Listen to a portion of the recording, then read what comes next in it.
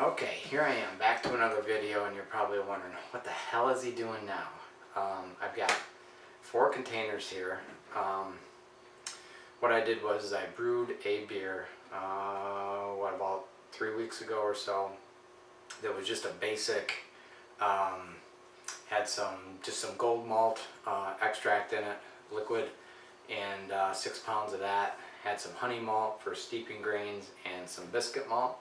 And originally I was going to make a blueberry beer, and what I did was I thought, I don't know if I want 2 cases of blueberry whatever if it doesn't turn out, so I decided to split it into 4 batches.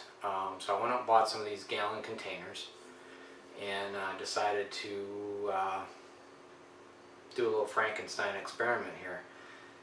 So what I did was I still made the blueberry beer, which is in this, which is about 2 gallons, and it's pretty blue. I made some blueberry puree out of fresh blueberries and just dumped them into the secondary. And then this one here is just a dry hop with Cascade, although I used a whole ounce, so it may be pretty strong, but I just wanted to see what that would do as far as changing the flavor of this beer. And then I did some pineapple. I don't know how well that pineapple will mix with the biscuit and honey, but you know, what the hell, it's an experiment, right? And then I just took 1 gallon of the base, because I thought, you know, out of all this, at least I'd get 1 gallon of good beer. So this is just the beer as it was made, just sat in the secondary. All this sat for 10 days. We'll see.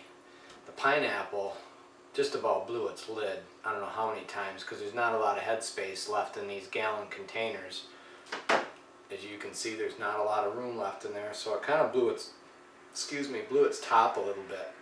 So I don't know, we'll see. Now today it's bottling day. I'm going to bottle these up. I'm going to start with the standard beer first, move my way down.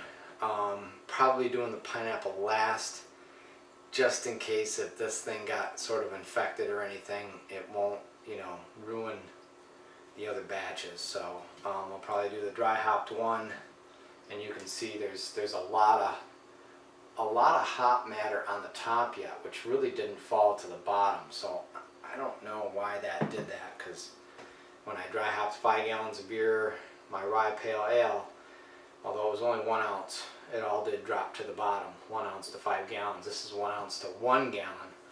So it may be pretty strong. It may be one of those where I'll just leave it in the bottle for a while. And then this blueberry is pretty blue.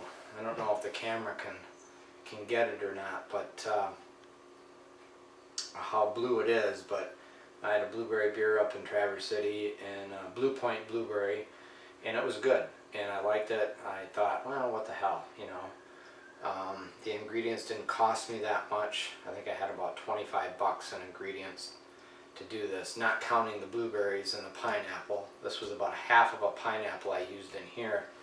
This was about maybe, I'd say a good 2 to 3 pounds of blueberries I used in this. So, you know, it might be a little bit strong blueberry flavor. And that's why I did the 1 gallon of just the beer.